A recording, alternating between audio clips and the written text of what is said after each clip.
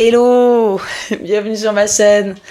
Ici je parle de Jésus, le chemin, la vérité et la vie. Si vous saviez, c'est n'importe quoi. Mais comme j'étais pressée de rentrer chez moi pour faire cette vidéo, l'amour de Christ, quand il te saisit là comme ça, tu peux pas te taire, tu peux pas te taire, tu peux pas te taire. Je voulais vous parler de cet homme. Cet homme, 100% Dieu, 100% homme, qui a donné son corps, qui a donné sa vie, qui a tout donné pour qu'aujourd'hui on puisse être libre. Je suis tellement comblée, tellement amoureuse, tellement bénie d'avoir été choisie par Dieu, tellement bénie d'avoir une relation avec Jésus-Christ, tellement comblée. Et plus j'avance dans cette relation, plus je me dis mais que rien au monde, personne ne pourra m'offrir le 10e de ce qu'il a à m'offrir. Et vraiment c'est incroyable.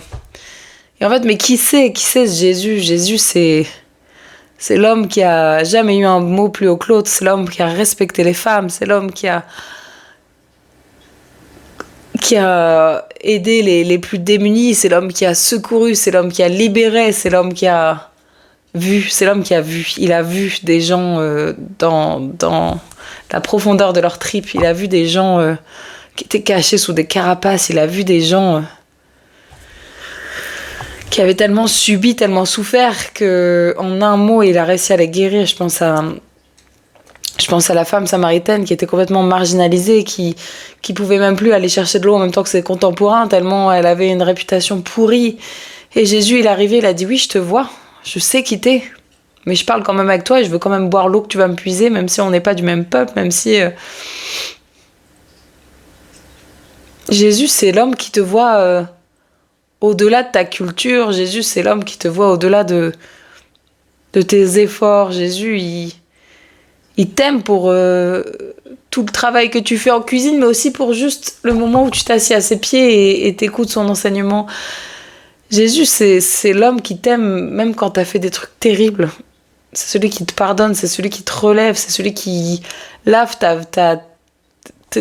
tes vêtements boueux, qui lave ta tunique boueuse et qui la rend pure. Et Jésus, c'est la personne qui m'a sorti des ténèbres. Et j'aurai jamais assez de mots. Quand je pense à qui j'étais il y a 2 ans et demi, je me dis, mais Seigneur, j'étais indigne, j'étais orgueilleuse, j'étais vautrée dans mon péché, j'avais absolument aucun désir de me remettre en question. Je pensais que je tenais le bon bout, je pensais que je savais tout, je pensais que... Mais non. Dans ce livre-là, dans ce livre qui est la Bible, j'ai appris comment, le verset du jour, c'est encore honorer vos parents. J'ai appris comment honorer mes parents même quand eux, ils n'étaient pas capables de me respecter. J'ai appris comment aimer. J'ai appris comment me laisser aimer. J'ai appris comment me comporter avec mon mari. J'ai appris comment me comporter avec mes enfants. J'ai appris comment me comporter avec mes proches. J'ai appris comment me comporter avec les gens avec qui on n'est pas d'accord, ou avec mes ennemis. J'ai appris comment on recevait, j'ai appris comment on prenait soin d'un foyer, j'ai appris comment on prenait soin d'une communauté, j'ai appris comment on encourageait, j'ai appris comment on pardonnait. J'ai appris comment on pardonnait. Ça, c'est un des trucs les plus forts vraiment de la foi chrétienne. J'ai appris comment on lâchait prise. J'ai appris comment on patientait. J'ai appris comment on riait, j'ai appris comment on pleurait, j'ai appris comment on intercédait, j'ai appris comment notre amour pour les gens, il pouvait les aider, pas par nos propres forces, mais par la force de Dieu. J'ai appris tellement de choses. Et je pense que cet amour-là, il est juste inexplicable, incroyable. Et ceux qui ont l'amour de Jésus dans leur cœur, ils peuvent qu'être d'accord, en fait. Genre, je dis pas le reste du monde a perdu sa saveur, mais encore, tu vois, j'écoutais une chanson sur la route pour rentrer du travail et je disais, mais offrez-moi un voyage tout frais payé à l'autre bout du monde dans une région paradisiaque, j'irai pas. Si Dieu vient pas avec moi, si Dieu m'envoie pas, j'irai pas. Donnez-moi le meilleur des mariages, la meilleure des familles. S'il n'y a pas Dieu dedans, j'en veux pas. Donnez-moi la plus belle voiture, la plus grande maison. S'il n'y a pas de Dieu dedans, j'en veux pas. J'ai plus besoin de gagner 50 000 euros par mois. J'ai plus besoin d'être riche. J'ai plus besoin d'avoir le dernier téléphone à la mode. J'ai plus besoin de ceci, j'ai plus besoin de cela.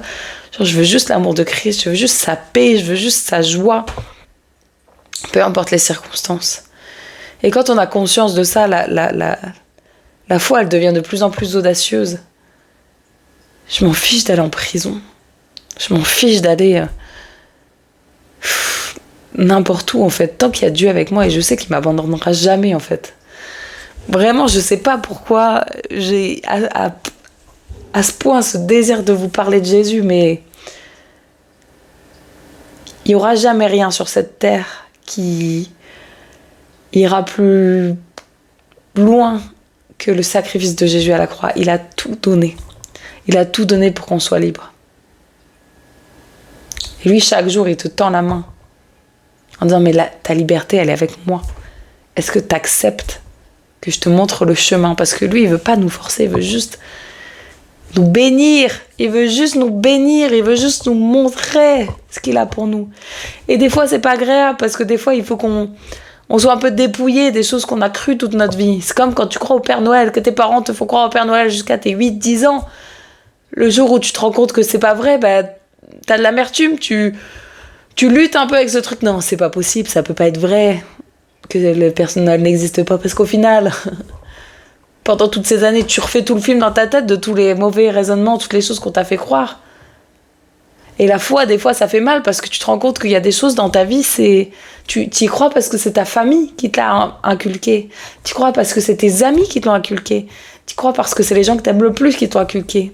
Mais des fois, ces choses, elles sont pas en accord avec la parole de Dieu. Et ça fait mal.